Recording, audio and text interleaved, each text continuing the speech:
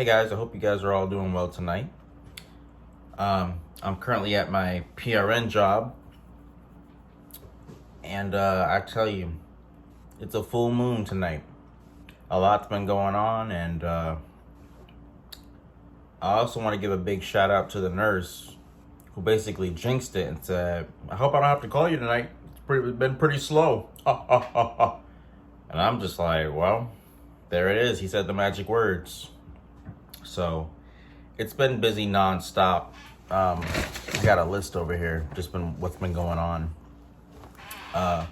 Bunch of breathing treatments. Anybody could do that though. A lot of patients desatting, so I've been putting people on BiPAP. A lot of EKG orders, peak flow for asthmatics. The last thing I did was do racemic epinephrine for a 3-year-old. They were having like stridor episodes, so went ahead and did that. But that's one thing I like to talk about. Like, if you're working in the medical field, you kind of just want it to be calm.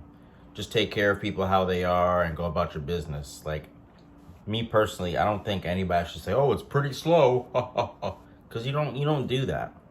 Because then something crazy gonna come in, like somebody's airways obstructed, somebody choked on some steak or something, and you gotta like pull it out to put in a tube because they're not breathing anymore. They don't have a respiratory drive. Like, that's why I just don't understand why people just don't do their job and just go about their business. And that's why I like actually working nights as an RT, because you have the freedom and the responsibility to make sure you're doing what you're supposed to do and not lillygagging and just not doing what you're supposed to do. And I know some people who are like that, but I mean, you just have to worry about yourself and protect your license and make sure you document everything. Because there's been times where nurses, for some reason, I wouldn't even be in charge of a floor, and somehow my name gets thrown in there if they see me walking around just making sure everybody's breathing at night while they're sleeping. And I'm not going to say what hospitals this happens at, but from where I'm from, a lot of it happens from down there. And there's some nurses who are good and some nurses who are bad, but you got to pick and choose who you want on your team and who you can trust. I don't want this video to basically be like a negative video. I just want you guys to understand that you need to protect your license, and you need to make sure, if you're making an acquaintance with somebody and, they're not doing what they're supposed to do and they're doing stuff behind your back, like not actually going seeing the patients and not documenting what they're doing, then that's an issue. Patients not getting any better, and they're not receiving the care that they need to get better. Don't allow nurses or anybody else to touch your respiratory machines. Don't let them touch the BiPAP, because I've seen it where nurses be like, "Hey, Royo, I put your patient on BiPAP, but the machine keeps screaming. I don't know what's going on." So I got to go run upstairs while I'm in the ER to see what's going on. So I go up there, run, go to the room. The BiPAP's not hooked up to oxygen, patient's desatting, and it's just like it's like a whole fiasco. And all that comes down to you. So you need to take charge of your equipment when it comes to your patient care. Don't let the nurses do breathing treatments. Don't let the nurses do suction, because some of them don't even know how to suction, or if they suction too long, they're going to cause, bronchoconstrictions and all sorts of foolishness that doesn't need to even be happening to begin with. So, but mainly it's just, if you're respiratory, please do what you're supposed to do. Look out for your other respiratory therapists. Don't just be a solo and just do things on your own. Check on your coworker, make sure they're good. There's always, I'm not saying like you always want to be doing something, but just do what you're supposed to do so that the workload is lighter. Like for me personally, I like to get started early on my treatments. Excuse me. My shift is usually 6:30 to 6:30. So as soon as I get report, I go ahead and get started because usually I have the ER because apparently no one wants to have the ER. But I'm okay with it. You get to see all sorts of stuff, different diseases, different kinds of people. Sometimes the ER can bring the worst and the best out of people. So it kind of just depends. But for the most part, you really just need to understand your role and where you go whenever there's like a chaotic fiasco, when there's like a code blue or something. And if you don't know what a code blue is, basically it's just another way of saying cardiac arrest. Their heart stopped, so we gotta do CPR and bring them back. Nurses usually do the compressions, and I'm airway, make sure I'm breathing for them. And then if we get a pulse back and everything looks good, hook them up to the ventilator. Boom, bada boom, and go from there.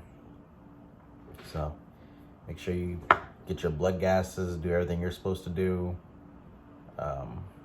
Chart your ventilators correctly. Don't just make up numbers. Like actually go check the ventilator, make sure everything's good. Look at the tube placement. If you need to change the ET holder, endotracheal tube holder, go ahead, change it. You can ask a nurse to help you with that. You could just say, hey, could you just hold this tube while I take off this ET holder and put a new one on, you know? What I like to do is I like to date them on the day that I changed them. And I guess the protocol for us is 72 hours, so that's 3 days. After the 3 days, you want to change it either way. But sometimes they get bloody and sometimes have all sorts of nastiness on them. So it's just best to just get it over with and change it. Listen to your patient, whether they're intubated, like I'm talking about their lungs, and if they're not intubated, just listen to like how they're talking, what they need. Sometimes you'll get confused patients who are confused and will say gibberish, and that's okay. Just still give them their treatment because they need it. Sometimes you'll get cranky patients, but just go ahead and respect what they want and go about your business. But the next videos I make, I'm gonna start go ahead and showing you guys different techniques for your MBRC exam strategies. Because $300 is a lot of money. I spent $300 on that Kettering stuff, and it was a lot, but it was worth it. But if you want to spend the $300, go ahead. It's the Kettering seminars. A lot of people also thought Lindsey Jones was good. That's what I used in school, but I didn't really like Lindsey Jones. It told you how to prepare for the exam, but for me it just wasn't working. But Kettering is pretty much a straight line on getting the right information that you need in order to take that exam. It's like they send people to take the exam, and they come back and report, and they make like a study guide pretty much every year. I think your end goal should be getting your RRT, because that's a nice title to have. It doesn't mean anything, but a CRT, which is a certified respiratory therapist, and a registered respiratory therapist, they're still the same thing. It's just, I spent more money on a test to get that R instead of the C. That's all it is. But I've seen CRTs who can run circles around me. Yeah, that doesn't matter. But your goal should definitely be the RRT.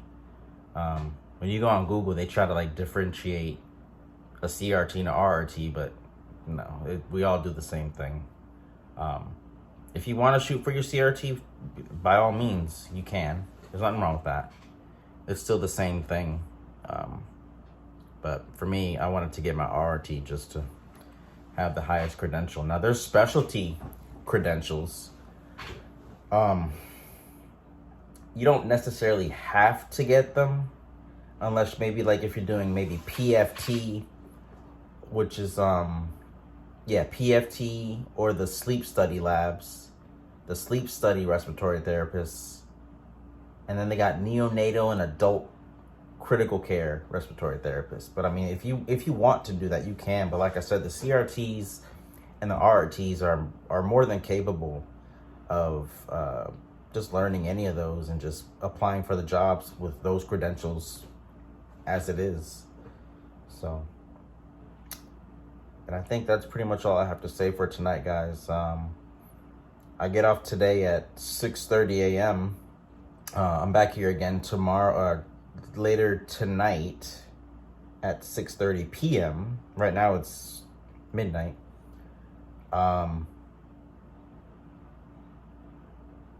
Yeah, just think about respiratory. It's worth it. Study, look into it, look for your closest program to see if you can apply for it, and just go from there. I recommend it. Thanks. Bye-bye.